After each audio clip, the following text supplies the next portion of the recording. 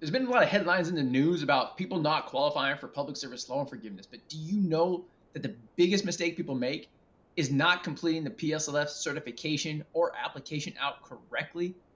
Well, that's why I'm super excited today because I'm going to be going through those forms to make sure you don't make those mistakes. Okay, let's be honest. I'm not super excited, and you're probably not excited to go through this video because it's an application and it's pretty boring. But it's extremely important because if you guys don't do this stuff correctly, you're not going to get your PSLF certification form or application approved. Before jumping into the video, if you're new to the channel, welcome. I'm Joseph Ranke, the founder of FitBucks. Please, before watching this, hit the subscribe button. It helps us grow the channel, and also it helps you get notified for when new content comes out. All of our content is geared for 20 to 30-year-olds to help you guys get closer and closer to financial freedom, everywhere from how you mentally think about money to actual like tangible dollars and cents tips and tricks that we pick up along the way that we share with you. So thank you in advance, and let's jump into the video. All right, so mistake number one. This is, to me, a stupid error that the government can fix very quickly. Okay. And that error is that they have the public certification. I just said that wrong. Public service loan forgiveness certification form and the PSLF application is on the same form. Okay. Now I'll repeat that. They put two things under the same form, and it's very confusing. So what's the big difference? First of all, PSLF certification is something that the government recommends you do once a year. And basically it's just saying, I work at this employer, you send it in, and they say, hey, congratulations, you've had this many months qualified towards loan forgiveness.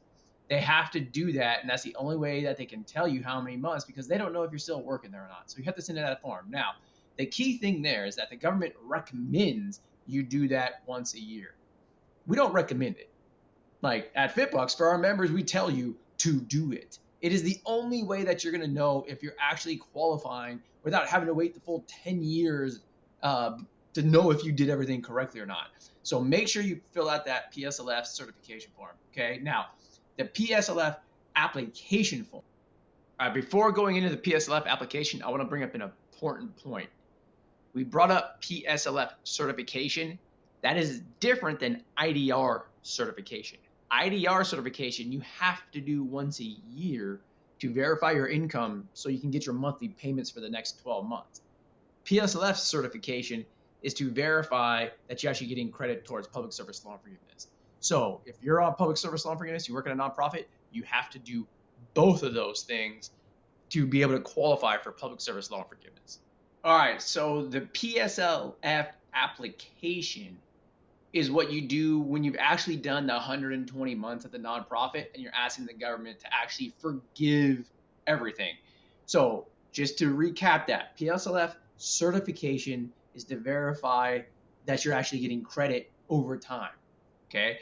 The PSLF application is to say, I've done my time. I want my loans forgiven. Now, this used to be very, very confusing. And here's an actually example of the form. See, in the past, there used to be 3 boxes here you used to have to check. So they made it a little bit easier where there's only one box. Okay.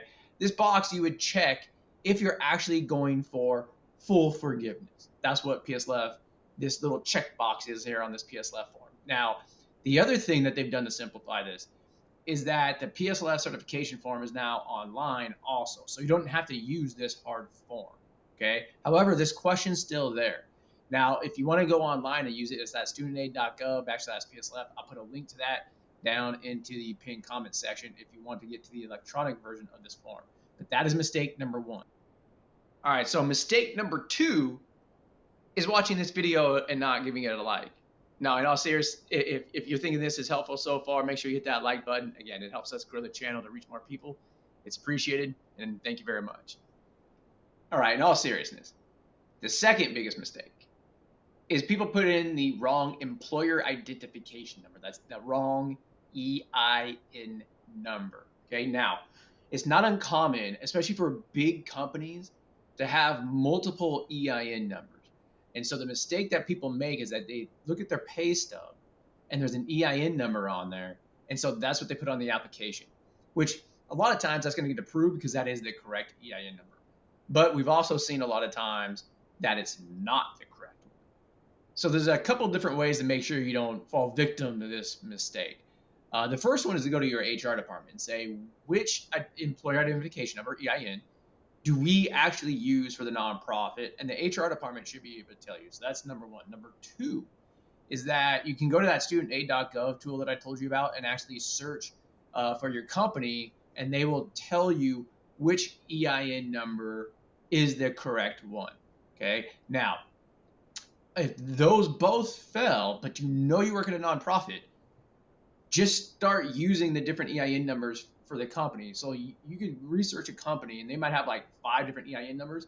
Just keep putting the different EIN numbers on the certification form until you find the right one. Okay, so that takes some time though. So those other two routes should be more than enough for you guys to find the right EIN number.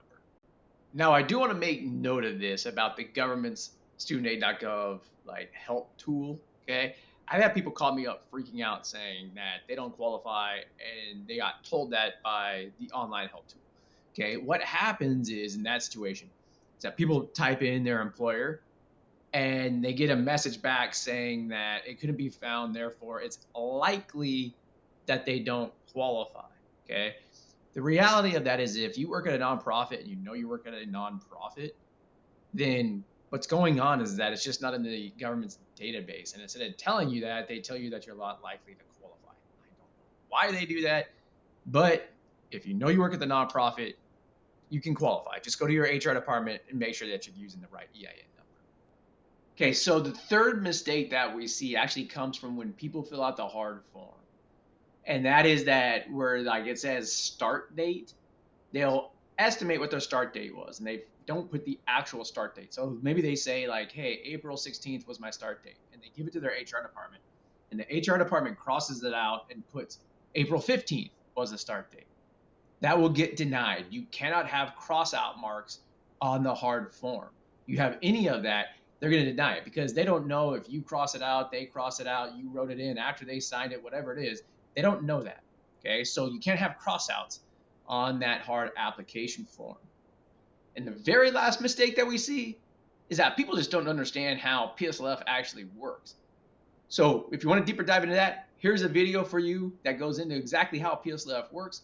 And also here's some more playlists for our financial planning videos for 20 to 30-year-olds. So that way you can see how PSLF actually plays a role in the bigger picture. See you guys over in that video.